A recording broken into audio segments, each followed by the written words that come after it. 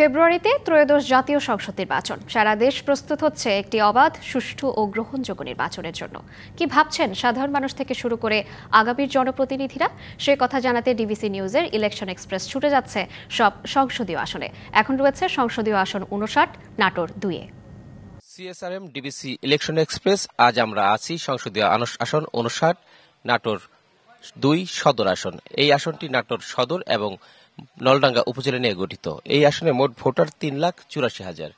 এখানে নারী এবং পুরুষ ভোটার প্রায় সমান সমান। এই আসনটিতে 4 বার আওয়ামী লীগ, 3 বার বিএনপি এবং 1 বার জাতীয় পার্টি নির্বাচিত হয়েছে। আমাদের সাথে আজকে অতিথি হিসেবে আছেন আব্দুল মান্নাফ। তিনি এনসিপির নাটোর জেলার সিনিয়র যুগ্ম সমন্বয়ক। স্বাগতম জানাচ্ছি আপনাকে। কেমন সাড়া পাচ্ছেন আপনি এনসিপির পক্ষ থেকে?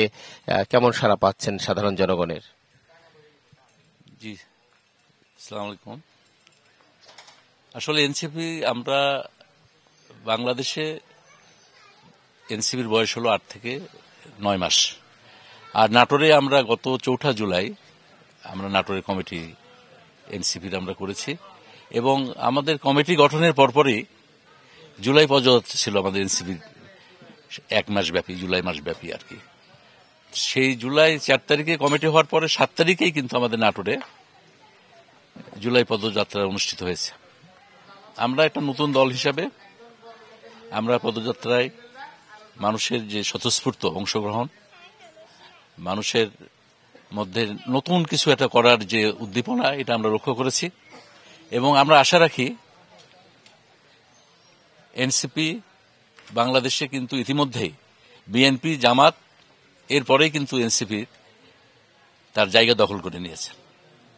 এখন আমরা আমাদের প্রতীক নিয়ে একটু সমস্যা হয়েছে। প্রতীকটা বরাদ্দ হইলে আমরা নির্বাচনের মাঠে, যেহেতু নির্বাচনের সময় আর বেশি নাই, আমরা নির্বাচনের মাঠে নামব এবং আমার মনে হয় যে জনগণ যারা এই জুলাই যোদ্ধা, যারা এই দেশকে নতুন করে স্বাধীন করেছে, তাদের কথা স্মরণ রেখে এবং যে একটা ফ্যাসিস্ট সরকারকে আমরা তাড়িয়েছি দেশ থেকে, আর নতুন কোন ফ্যাসিস্ট যাতে নতুন করে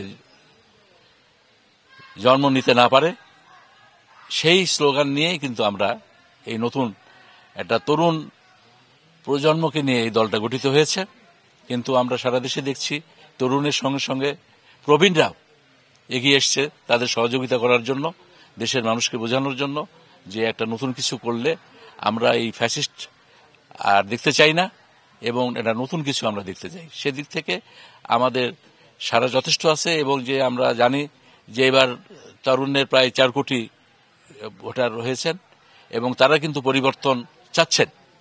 সেটা আমরা এই ডাকসু নির্বাচনে আমরা লক্ষ্য করেছি, একটা পরিবর্তন আমরা দেখেছি সেখানে, এবং এই জাতীয় নির্বাচনেও একটা পরিবর্তন আসবে বলে আমরা মনে করি।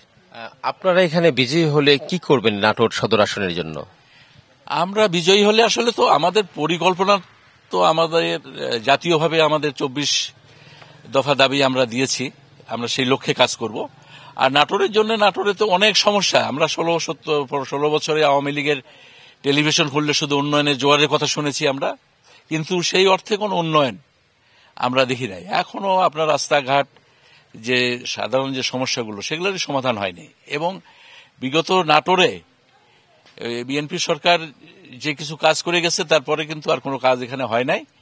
আমরা চাই আমরা নির্বাচিত হলে নাটোরের যে সমস্যা, মৌলিক সমস্যাগুলো যেগুলো আছে, সেগুলো সমাধান করার জন্য চেষ্টা করব।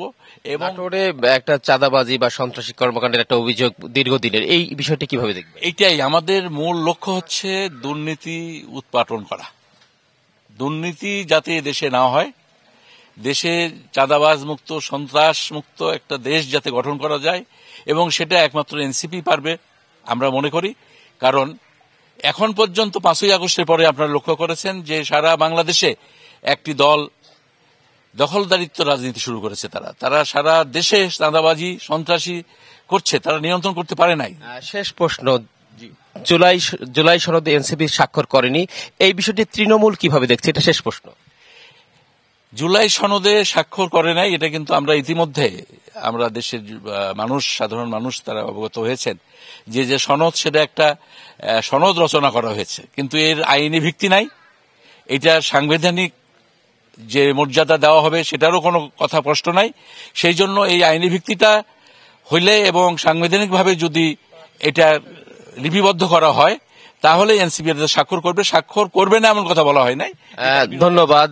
দর্শক দেখছিলেন CSRM DBC ইলেকশন এক্সপ্রেস। আমরা আজ আছি নাটোর সদর আসনে, এরপর থাকবো দুপুর 12টায় নতুন অতিথির সঙ্গে। সে পর্যন্ত চোখ রাখুন ডিবিসির পর্দায়।